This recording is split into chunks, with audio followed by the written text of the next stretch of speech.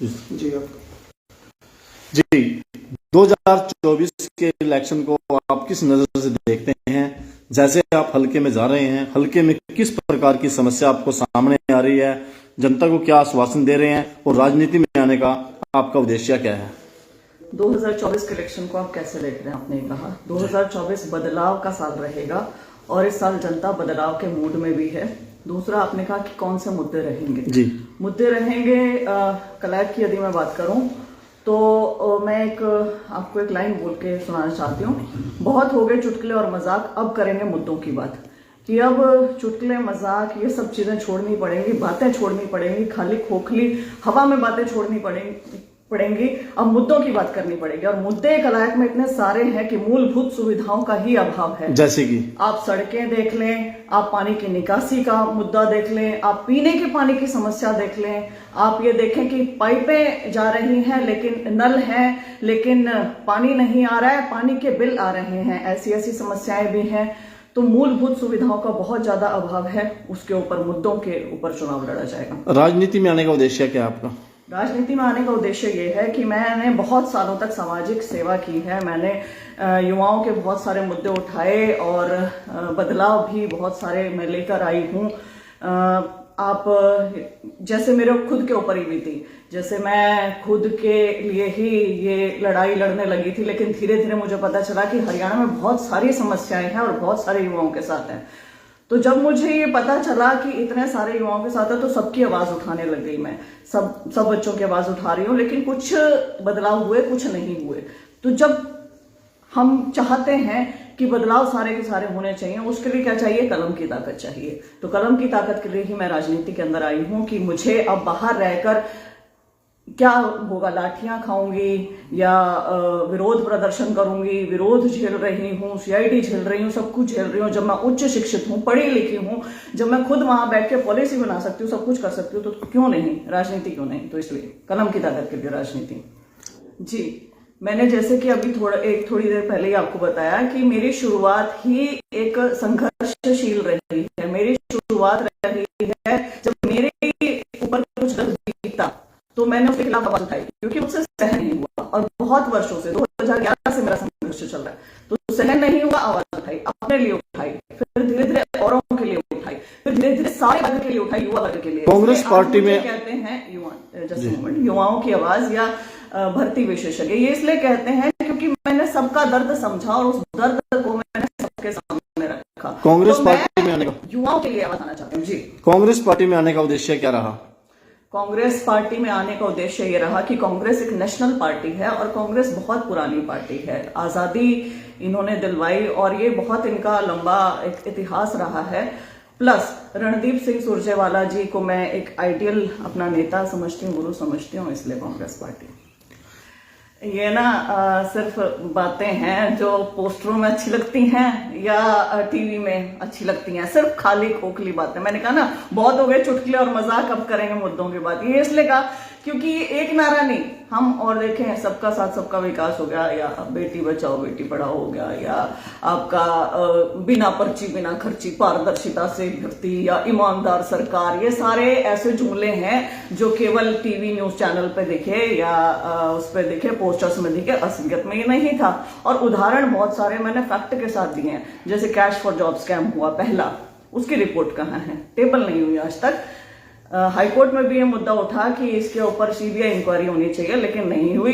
दूसरा, cash for job scam 2 हुआ, उसकी रिपोर्ट आज तक टेबल नहीं हुई, केवल अनिल नागर को पकड़ के अंदर कर दिया। बहुत HKRN के माध्यम से भर्तियां हो रही हैं, बैकडोर एंट्री में खुलेआम बोलती हूँ सरकार को, बैकडोर एंट्री कर रही है सरकार। कुछ नहीं बता रही है किसको ले रही है किसको नहीं ले रही है, लेकिन फिर भी बोल रही है पारदर्शिता ईमानदारी। इसको क्या सराहनीय तो बिल्कुल भी नहीं है ये। हाँ, ये है कि एक आप ये देखें कि मीडिया मैनेजमेंट अच्छे से किया हुआ है और एडवर्टीजमेंट के लिए इनके पास पैसा बहुत है। लोगों के लिए चाहे बेशक ना हो, उनकी सुख सुविधाओं के लिए चाहे बेशक ना हो, लेकिन हाँ, अपना एजेंडा बढ़िया तरीके से तैयार कर लिया है, अपने जो ऑफिसेज हैं वो 5 स्टार बना लिए हैं, अपना जो प्रचार है वो बहुत बढ़िया चल रहा है। तो सरकार का तो ये है कि सरकार प्रचार और प्रसार की सरकार है। ये प्रचार के माध्यम से एक कहते हैं ना, एक झूठ को 100 बार बोला जाए तो सच्चा लगने लगता है, तो एक झूठ को ये 1000 बार बोल रहे हैं ताकि सच्चा लगे। तो ये ऐसी सरकार है कि झूठ को लगातार बार बार बोलती रहती है, कोई तथ्य नहीं है, कोई फैक्ट नहीं है, कोई बैकिंग नहीं है उस चीज की। व्हाट्सएप यूनिवर्सिटी पे कुछ चला जा रहा है, बस इसी तरीके से चल रहा है। नशे को लेकर आप क्या कहना चाहेंगे? नशा चरम सीमा पर है, नशा रुकने का नाम नहीं ले रहा है। ये बड़ी गंभीर समस्या है और आपने बड़ा सही सवाल किया कि युवाओं के पास एक तो देखो रोजगार नहीं है, 37.4% बेरोजगारी हमने जनवरी में देखी, और उसके चलते क्या हो रहा है, 4.5 लाख जैसे हमारे सरकारी पद है, 2.5 लाख खाली पड़े हैं। बाहर बड़ी भर्तियां जो ग्रुप ए और बी की हैं उसमें बाहर के बच्चे आ रहे हैं, यूपी, बिहार, गुजरात के, और जो छोटी नौकरियां पूरी नहीं हो पा रही हैं। तो इसके चलते क्या हो रहा है, युवा हताश और निराश हो रहा है। हताशा और निराशा में क्या चल रहा है कि नशा बढ़ रहा है, और नशा आप ये देखें 12, 14, 15, 17 साल के बच्चे स्कूल, कॉलेज, यूनिवर्सिटीज तक पहुंच गया है, सूखा नशा कर रहे हैं, चिट्टा, वो सिरिंजेस कर रहे हैं। और ये सिरसा और इस साइड तो बहुत ज्यादा, पंजाब बॉर्डर की साइड बहुत ज्यादा है।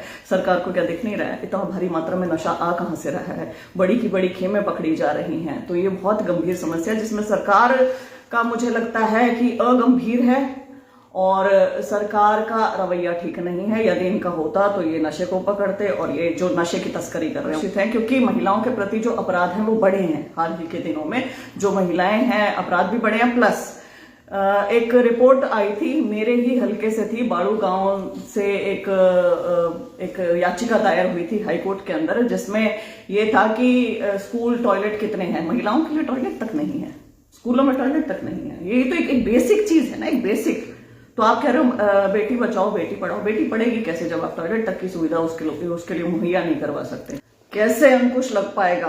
पहली बात, जो नशे की तस्करी करते हैं ना उन्हें पकड़ा जाएगा। जो नशा इंटर बॉर्डर कहीं से तो आता है। ये तो भाजपा सरकार भी कहती थी, ये तो भाजपा भी कहती थी। कुछ भी कहे, भाजपा के लिए तो मैं नहीं आपको जवाब दे सकती हूँ, मैं तो कांग्रेस के लिए दे सकती हूँ क्योंकि मैं तो कांग्रेस पर्सन हूँ। तो मैं आपको ये कहना चाहूंगी कि जो बॉर्डर है ना उन्हें सील किया जाएगा, कहीं ना कहीं से तो कुछ ना कुछ तो गड़बड़ हो रही है। तो जो भी आरोपी है उन्हें पकड़ा भी जाएगा और कड़ी से कड़ी सजा दी जाएगी। और मैं तो कहती हूँ इसके लिए कड़ाई कानून का प्रावधान भी होना चाहिए, जिसके लिए मैं बहुत ज्यादा कोशिशें भी करूंगी। आपने बिल्कुल मेरे दिल की बात कही कि ये सारी ना इंटरकनेक्टेड चीजें हैं। यदि हम देखें कि शिक्षा अच्छी होनी चाहिए, फिर रोजगार मिलना चाहिए। जो भी बच्चा पढ़ा लिखा वो ये चाहता है कि भाई मैं अब पढ़ लिख के बाहर ग्रेजुएट, पोस्ट ग्रेजुएट हो गया हूं, अब मुझे रोजगार चाहिए, मुझे रोजगार नहीं मिल रहा है तो स्किल डेवलपमेंट होना चाहिए। स्किल डेवलपमेंट हो गया तो मुझे कोई ना कोई प्राइवेट रोजगार मिलना चाहिए। ये काम करवाना किसकी जिम्मेदारी है? सरकार की जिम्मेदारी। यदि सरकार ये चीजें नहीं करती है तो बच्चा यहां वहां भटकेगा।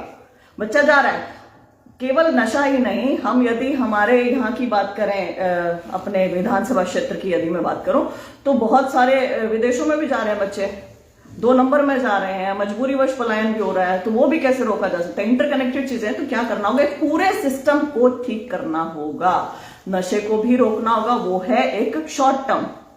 लॉन्ग टर्म में आपको शिक्षा व्यवस्था ठीक करनी होगी, आपको स्कूली व्यवस्था ठीक करनी होगी। अभी जो आपने 4803 स्कूल बंद कर दिए, भाजपा सरकार ने 4803 सरकारी स्कूल बंद कर दिए पिछले 5 सालों में, तो वो भी देखना होगा, स्कूलों को भी ठीक करना होगा।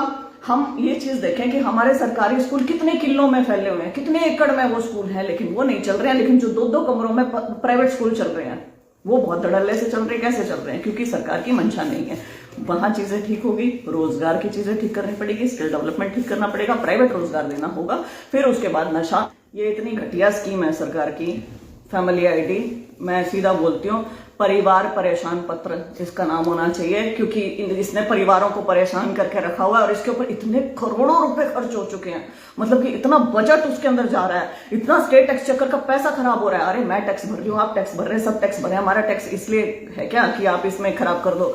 हमें क्या चाहिए? हमें मूलभूत सुविधाएं चाहिए भैया, हमें फ्री में शिक्षा और स्वास्थ्य दे दो, हमें और कुछ नहीं चाहिए। लेकिन ये जो पीपीपीआईडी का ये जो जुमला तैयार किया है, इसमें क्या हो रहा है? इसमें डाटा के साथ छेड़छाड़ हो रही है। इसमें आप फैमिली आय बढ़ा भी सकते हैं, इसमें फैमिली आय घटा भी सकते हैं। इसमें जो सच में नीडी पर्सन है उनकी फैमिली आईडी में उनकी बढ़ी हुई आय, अब वो उसको घटाने के लिए सालों से चक्कर काट रहे हैं, कागज के घूमते रहते हैं। गाँव में जाती महिलाएं